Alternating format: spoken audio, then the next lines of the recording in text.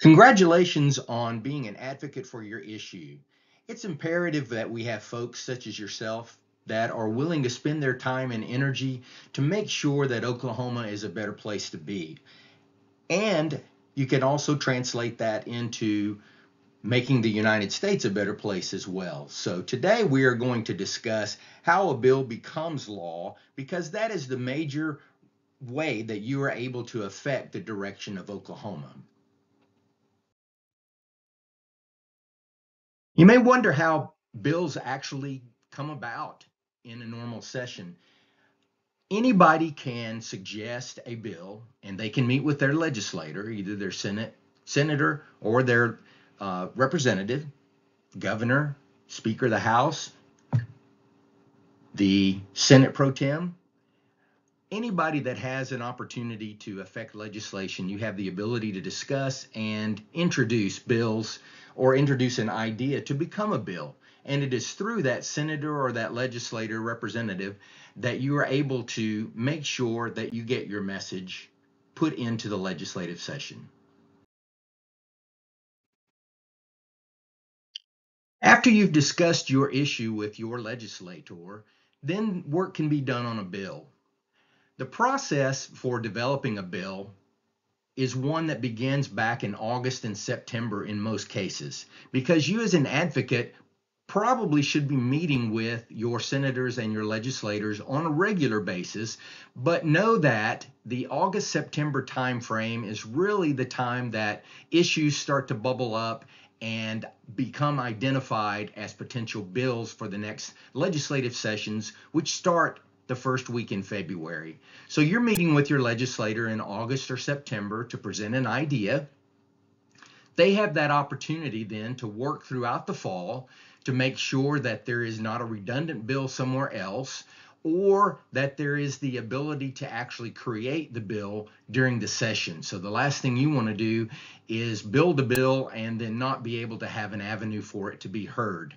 But once that bill is drafted and language is put in a form that can reserve a bill number, that has to meet the deadline of December 15th, or the middle of December is the bill filing deadline, and that gets you a reserved spot, so to speak, in the legislative session in February. So once you have that spot, then it can be also assigned a bill number that you can put into your printed material and into your discussion items that you will be presenting to other advocates. But a legislator from either this House or Senate can submit the bill after that bill filing deadline, and once the session begins, then that bill is read on the Senate floor or the House floor, depending on which house of origin it comes from. In this case, it would be a Senate bill. It is then read into the calendar/journal so that it becomes official. And then once it is official and after it's read aloud, only then can it be assigned to a committee.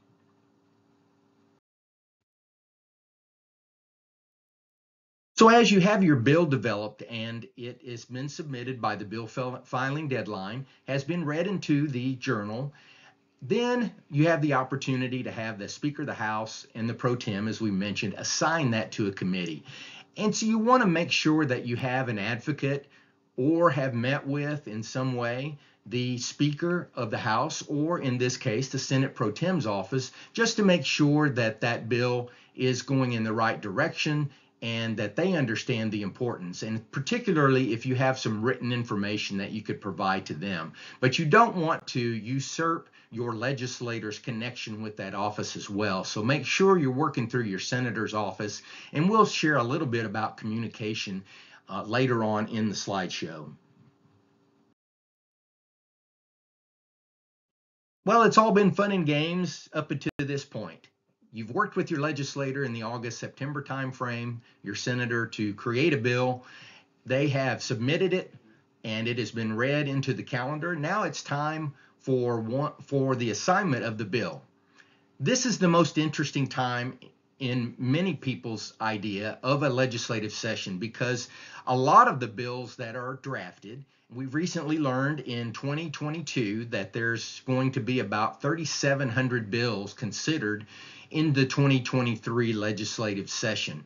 That's a lot of bills, and in most cases, about 10% of those are how many that pass, or even less than that. But a committee is where most of the work is done. So after you have your bill drafted, and you know who your author is, they've submitted it, and it has now been assigned to the committee of jurisdiction, you will want to know who is on that committee, who chairs it, and other advocates or organizations that may have a like desire to see an issue such as yours passed into law. They are identified as well, and they may have contacts within that committee structure, because a committee chairman may choose not even to bring the bill to the committee. Subsequently, it dies. Now, there are other ways to work on that, but let's just keep it simple and go through the skeletal way so that you'll understand clearly how most of the time legislation works.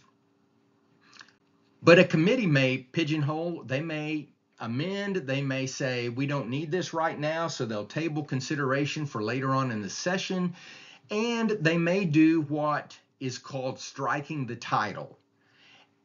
The author of the bill must give their approval to open the legislation up for amendment or changes or additions. You might want to think of it as a container with a lid. Once the bill is originally submitted, it is a container that has a lid on it that everything within that container stays pristine. But once it goes to a committee structure, and with our shortened time frame in Oklahoma, a February through May session, it's very difficult to, number one, read all the bills, and then number two, understand all of them. So you will find in a vast majority of the bills, they are going to, in committee, the author will be asked if they would be amenable to striking the title. And all that simply means is it gives the container an opening of that lid so that different changes might be made. Could be insertion of different language, could be amendments to existing language in there that was found out needed to be changed. Authors don't like their bills to have the title struck, because if it's not struck, that bill can work its way through the legislative session very quickly. But it is more than normal that bills will have the title struck. It does not mean that a bill is weak. It is simply a method these days that legislators have of giving themselves a little bit more time to consider a bill. So once the title's struck, it can be moved on to various and sundry considerations, but ultimately the title will have to be restored, and that is revisited toward the end of the session, the end of the bill consideration. The first two items that you will see on this slide are things that we discussed in the previous slide. The latter two are some interesting and unique Oklahoma qualities to committee meetings. In most of the states, committees have testimony provided by those that support bills that are not legislators. In Oklahoma, because of the shortened time frame, it really isn't possible to have large-scale committee meetings with a lot of testimony. So they have chosen not to allow testimony from advocates within a committee. So unless there is an opportunity identified and clarified with the chairman of the committee by the author of the bill, then you will typically not see someone speak in support of the bill unless maybe a question comes up and the chair identifies somebody. So it's not necessarily incumbent upon you to be at a committee meeting. It is important that you at least watch those, because they are done online and they are recorded, so you can watch at a later time. But if you have the opportunity, it is fairly interesting to go to a committee meeting and you're able to connect faces with names and also introduce yourself to various people within the audience and or to maybe a committee member. If the committee passes the bill, they will call it do pass, and it will move back to the House in the floor of origin. So in this case, Senate Bill 111, which was done before the deadline and considered by the committee, was voted out of committee with the title struck. It moves back to the Senate floor. The Senate floor then discusses it, but in most cases, there's not a whole lot of debate. Most of the debate is done in the committee meetings, but there is some debate that happens on the floor. Let's just hypothetically go through and say the Senate does approve that bill. Remember, the title is still struck. It will now move over to the House for consideration, and the Speaker pro tem will assign it to a committee in the House.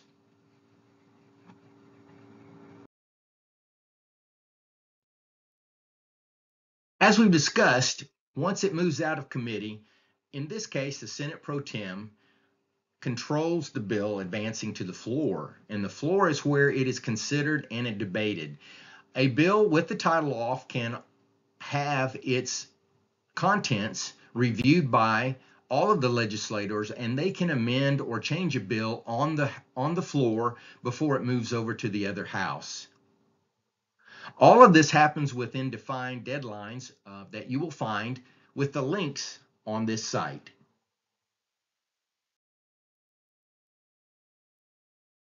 After the bill is heard, in this case, by the Senate, considered by the Senate committee, passed off the Senate floor, remember it has the title off and can be changed, it is then moved over to the House, which then are the same steps that were taken in the Senate. The Speaker of the House will assign it to a committee of jurisdiction. It will meet and discuss, debate the bill in committee, either move the bill out so you can lose a bill in the opposite house, and or it will move back to the House floor for consideration and debate. And we'll get into the rest of how a bill finishes up becoming law in the next few slides. In the case we're reviewing today of Senate Bill 111, the title has been struck off the bill, so there are changes. There needs to be some cleanup and some approval of the bill amongst other committees and on the floor before it actually becomes law. You would think that a bill would then move to the governor.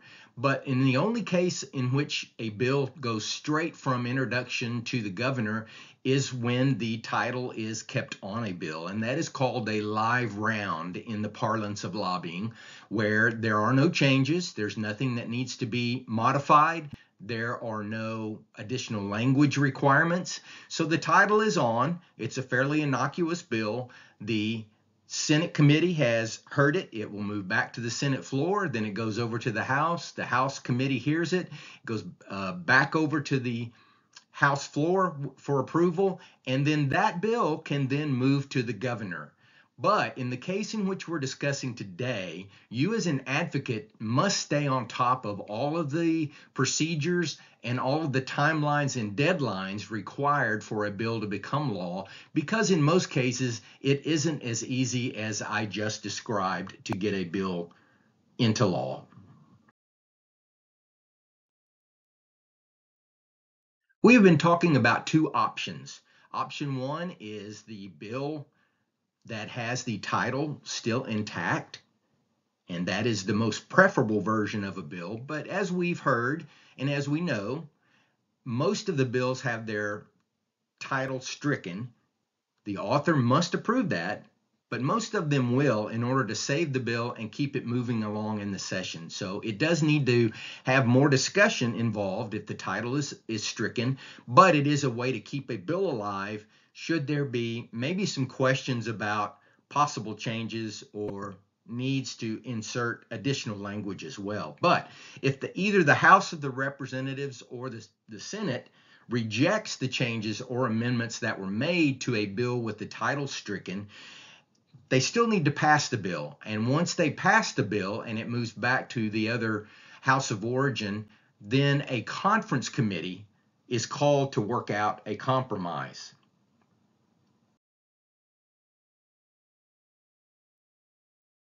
A conference committee in Oklahoma is sort of a misnomer. The House and the Senate will name conferees for a conference committee if there weren't agreement on the ingredients within a bill.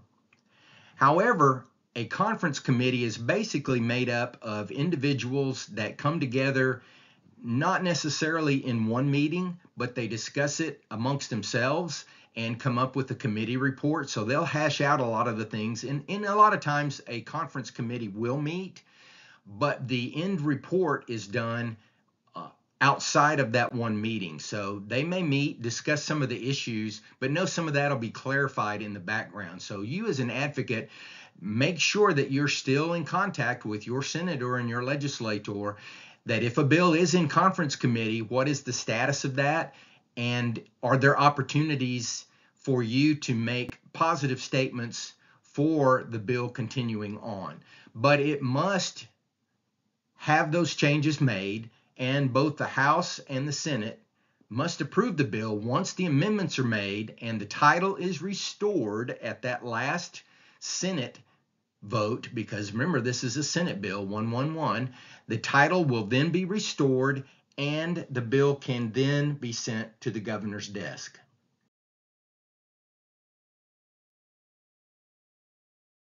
After all that work that's happened between August and now the middle or toward the end of the legislative session, which is the end of May, you have worked long and hard to get this bill to the governor's desk. The governor has the opportunity to veto that bill in two ways. Hopefully, your organization, your professional executive director or lobbyist or whomever's working with you within the legislative process can lead you to meetings with the governor or his staff to ensure that they understand what the bill is about, if you've heard some information that the governor may not like the bill. So you need to make sure, again, to stay in contact with everyone in your sphere of influence, including all of your legislators that are related to this issue and the author of the bill, Senate Bill 111, so that they are aware and you can craft a strategy. But there are two vetoes, as you see on the screen. One is a pocket veto. That is when there is no governor's signature or action taken after 10 days and the legislative session ends. So if it's the last, let's say, 7 days of a session and a bill is then passed, a governor can simply sit on it and wait for the session to end, and that bill is then vetoed automatically without the governor having to do anything about that other than just wait for the 10 days to take place. On the other hand, the more aggressive version of a veto is where the governor actually vetoes it and provides a veto message. He will do that, she will do that in most of the cases for most of the bills, because it's important for the governor's office to have their information out in the public why the governor would not sign a bill that had been passed by both the House and the Senate.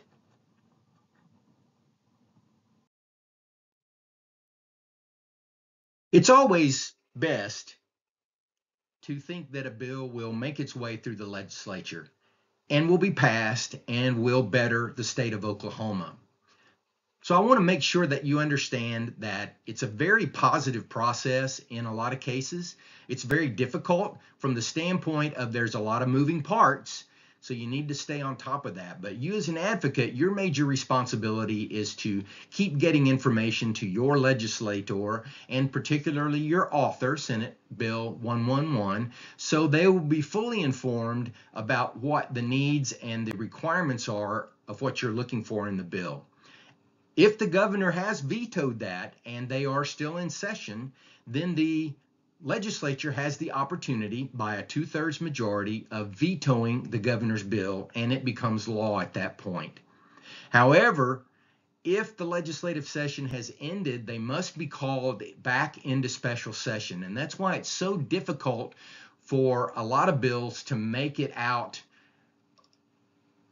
because of a governor's veto, is because the likelihood that the governor has vetoed it toward the end of session makes it imperative that a special session be called, and those special sessions can become very costly to the state taxpayer because of the travel and because of the need of all the logistics required for a special session. In some cases, they may do a special session within a regular session, But hopefully you will have done such a great job being an advocate for your cause that the governor will have signed the bill and you are going to get to participate in a bill signing ceremony. We have run through the process very quickly, but there is a page that is available to you, and you may, as you watch this video and it's shared with you, click on the location where it says click here for the full graphic, and you will be able to pull up the path of a bill through the Oklahoma legislature.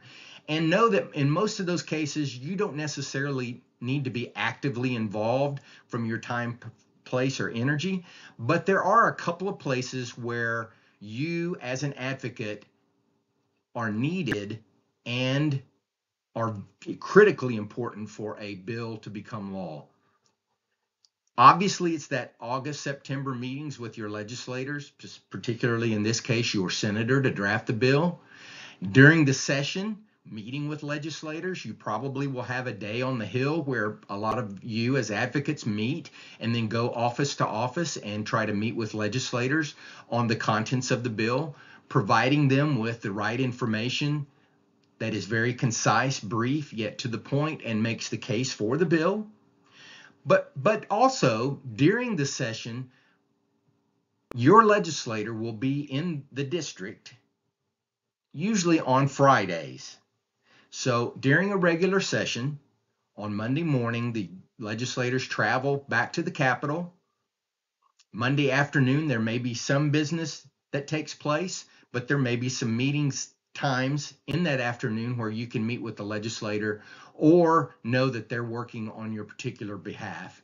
Tuesday, Wednesday, and Thursday mornings are when most of the committees take place. And we will show you a link here in a bit where you can look at the committee of jurisdiction for your bill and find out when they meet. Because typically the committees meet at a certain time on a certain day. So they don't have just a called meeting in most cases. So you'll get to see and know when and where those bills are going to be discussed.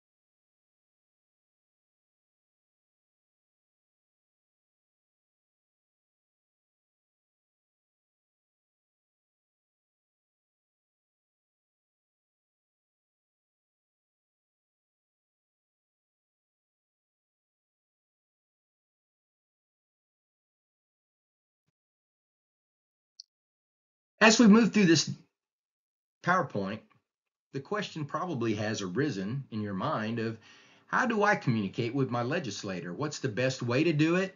Or what do I need to provide to them? And simply, you need to be able to provide your legislator who is your organization. They may know you personally. They may not know you at all. They may know your organization. So make sure that they know who you're representing, what your group does, because they need to understand what you may be trying to accomplish in the bill, and why is all of that information important. And most importantly, what is your issue? Why is there a need for a bill?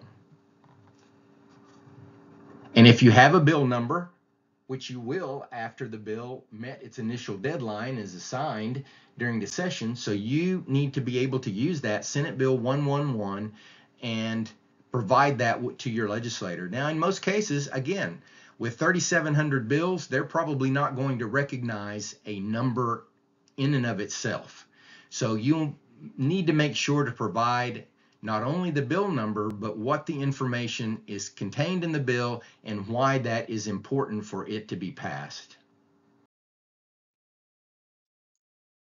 As we've discussed, the legislative session, you might realize that there are a whole bunch of people that need to have your issue in front of them and communicated clearly. It's very difficult for you to do that at the Capitol, speaking individually with everybody. So we'd really like to suggest that you put together something like the Oklahoma Psychological Association has done about their issue.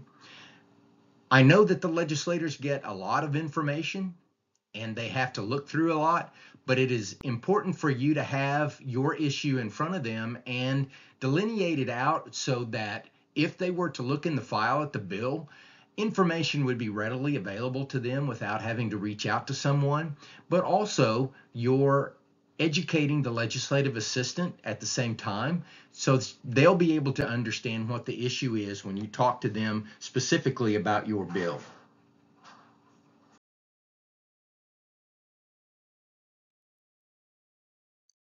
Obviously, the most important thing for you to get out of today's presentation is your need as an advocate and your responsibility to stay in touch with your legislators and the people that are running your organization or your group or those that are in support of your issue.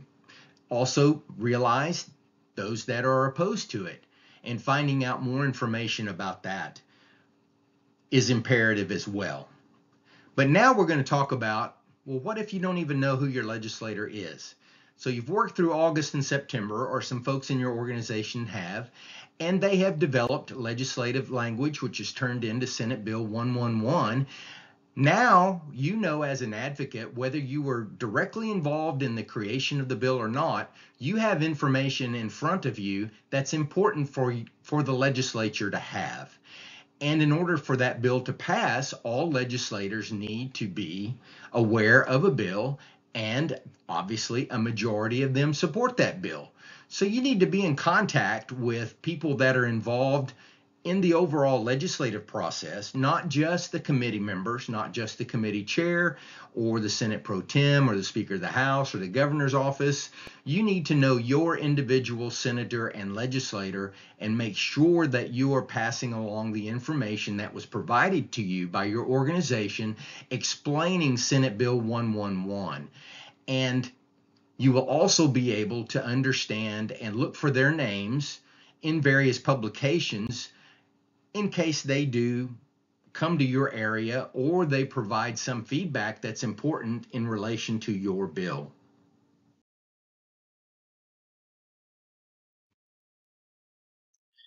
In order to find your legislator, you can go to a couple of websites. One is oksenate.gov, which will give you a pictorial directory of all of the senators, and it will also provide you information about their districts. It will give you individual phone numbers as well as their legislative assistant's name and contact information.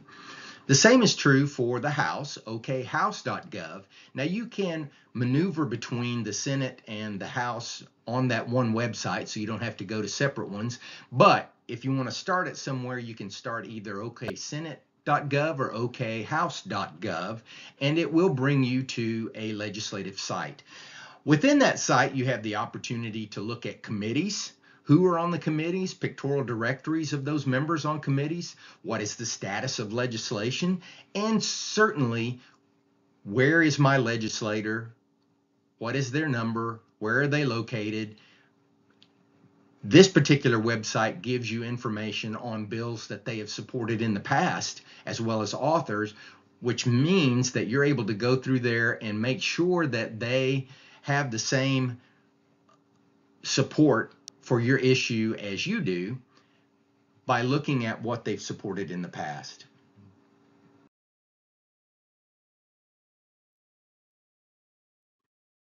Once you've located your legislator, then you have the opportunity to communicate with them. And the question then becomes, how do I communicate with my legislator? And there's several ways, many ways of doing it, and you've probably already doing them all, but there are some very effective ways that have been found when you're talking about a specific issue. And this is where it's important for you to work with your professional executive director or your contract lobbyist if you have one, should you have one, or an organization that may support your bill but may not be directly a part of your industry. So for example, if the State Chamber of Commerce supports your legislation, which you need to ask them to do, but if they support it, then maybe they can help communicate with your legislator as well and provide some more in-depth communication than what you're able to do as merely an advocate. But there are some ways for you to communicate with them, and we'll go over those.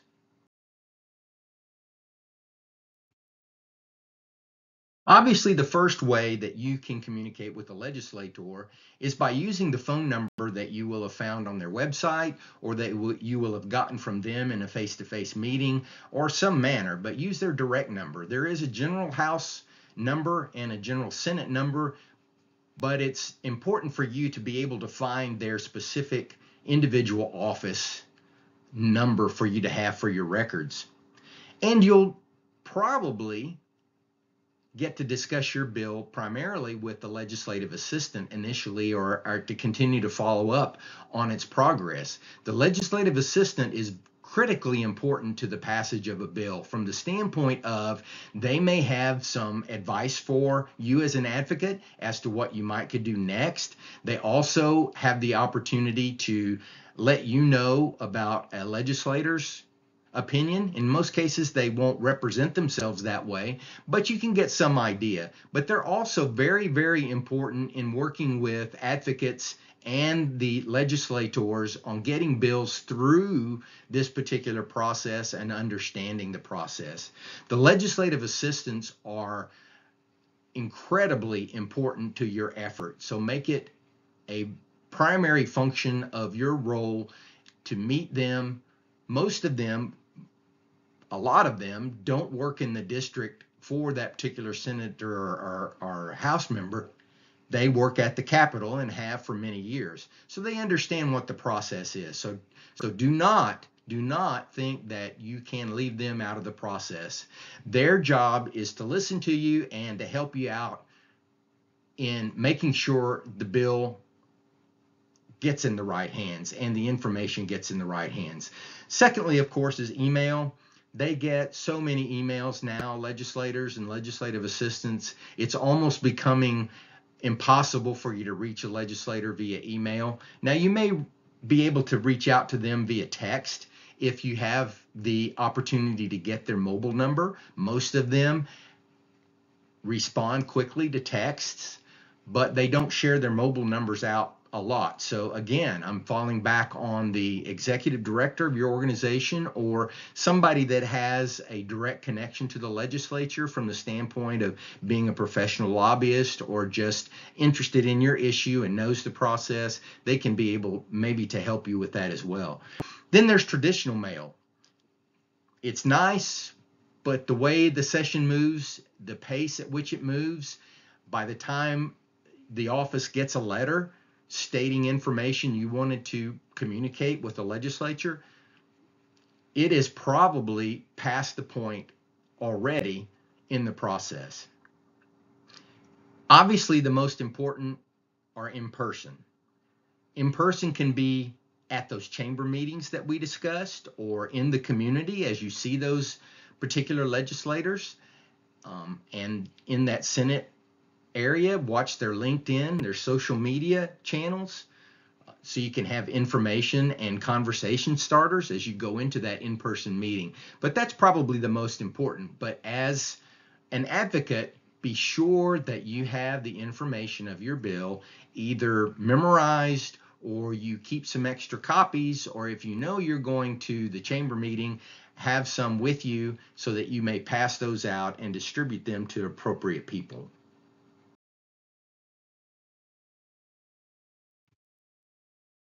Now that your organization has done a lot of lead work, you as an advocate have spent time and effort in phone calls, emails. You may have written letters, but certainly you've taken time to have in-person meetings. You've met the legislative assistant. You've developed your issue paper that you will provide to the legislators as it moves through the process. You understand that there are opportunities for people to slip information into your bill because the title is struck. You want to maintain the pristineness of your bill, and that is why It is so important to track a bill's process. And you can do that through the website that we have previously discussed. The caution here is that the state's website may not be completely up to date. Again, as we mentioned, with the pace of the legislature, it is difficult to keep everything up to the minute. But at the very least, you can review that document and see in general how the bill that you have interest in is progressing through the House and the Senate. There are other tracking methods that are up to the minute. They are pay to use. But if you have an executive director or an organization or another organization that supports you, then they may have the connections to get into their paid sites so that you can maintain your vigilance over the bill. But at the very least, make sure that you bookmark the state's website to track the bill, and they can also provide you with updates based on when a bill moves to a certain other area of the process. So make sure that you find out and utilize that particular website's information. You've come all this way, you've developed information, you've developed a desire to have a bill, and you meet with your legislator in August or September. Discuss it with them, and it may be that the legislator has some comments that this just really doesn't fit into a bill setting. We could get a rule changed at an agency, which would work. Instead of doing a bill, that might be easier. Could be less onerous from the standpoint of debate and having the bill run through all the processes it has to run through. However, a rule can be changed pretty much at any point in time, whereas a bill, once it becomes law, it is very difficult to amend it. Again, we go through this lengthy process just to amend a bill or to change it once it has been passed and put into law. So while a legislator can't fix everything, they certainly know people at state agencies that could help. They have resources at their disposal that they can provide to you to help you get your issue either taken care of. It may be something that's already in place and just simply needing to find somebody in an agency that understands what needs to take place and can do it under some either previously passed bill or another rule that's in place. But you do need to start with your legislator. So do not make the assumption on whether the bill should be a bill or if your issue could be accomplished and changed to your betterment if it were passed in a rule in an agency. But please, as you've heard today, the most important part of all of this is communication, both with your fellow advocates, with those people leading your charge, whether it be an executive director of your association or a contract lobbyist or some other professional that you've engaged to monitor this bill. But it's imperative that you communicate throughout the entire process. We've given you tools that you can also follow along so that you'll know where you are in the process. And we've also hopefully given you a couple of little tips that might make your ability to be a more effective and efficient advocate possible. Thank you so much for your advocacy, for your willingness to spend your time and your energy on an issue that's important to you in the state of Oklahoma. Good luck